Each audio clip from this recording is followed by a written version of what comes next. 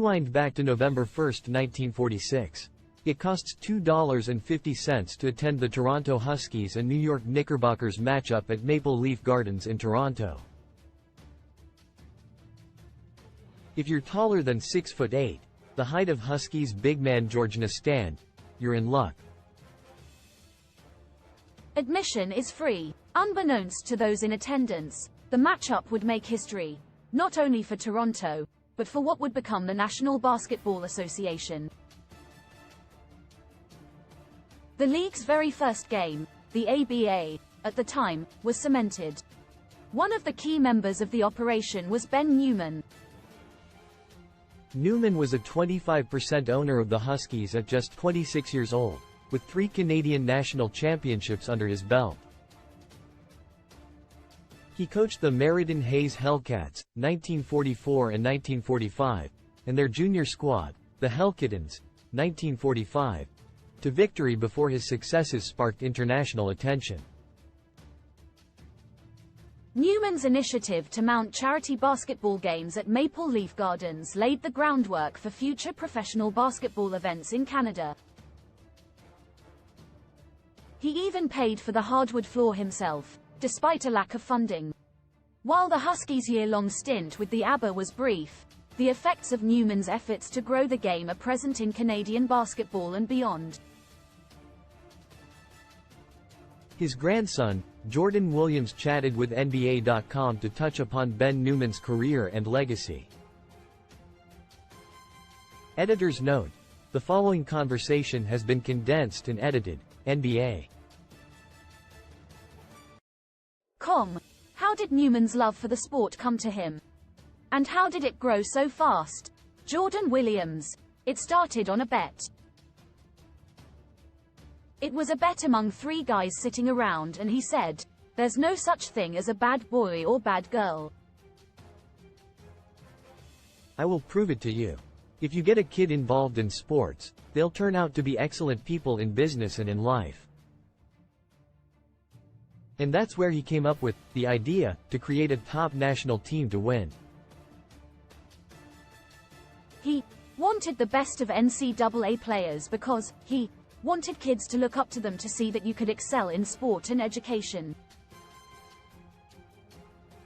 Then after he won the first title, he put up the Hell Kittens, which ended up winning the national game, as well.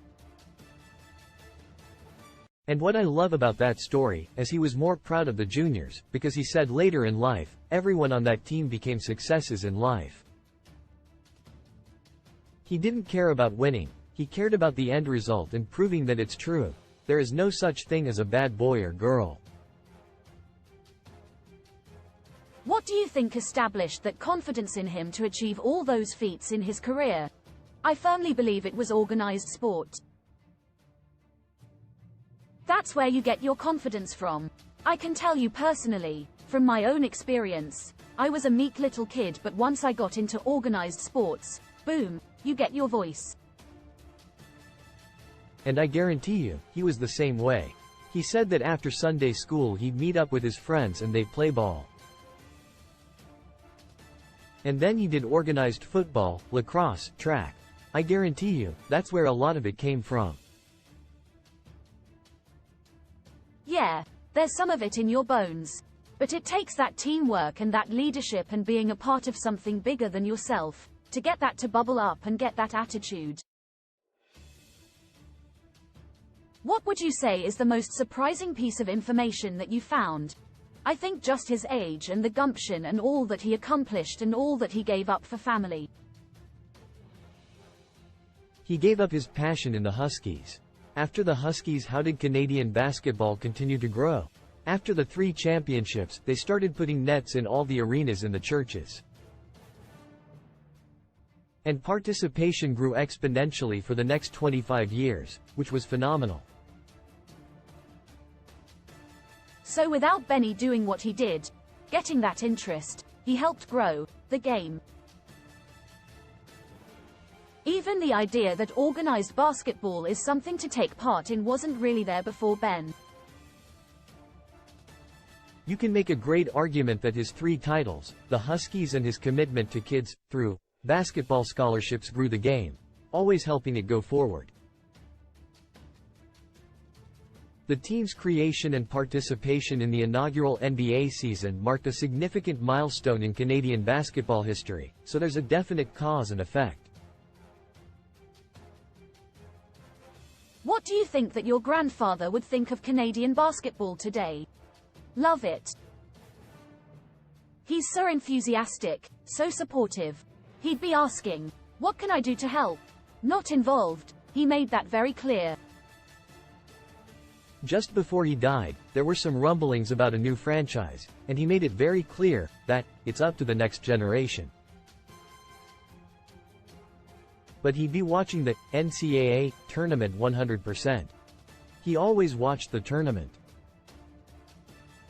He would be critiquing. He'd have an opinion. He'd be thrilled by the participation and the multiculturalism of it. And that a kid in Mississauga, Scarborough, or North Vancouver sees someone who looks like them performing at the highest level.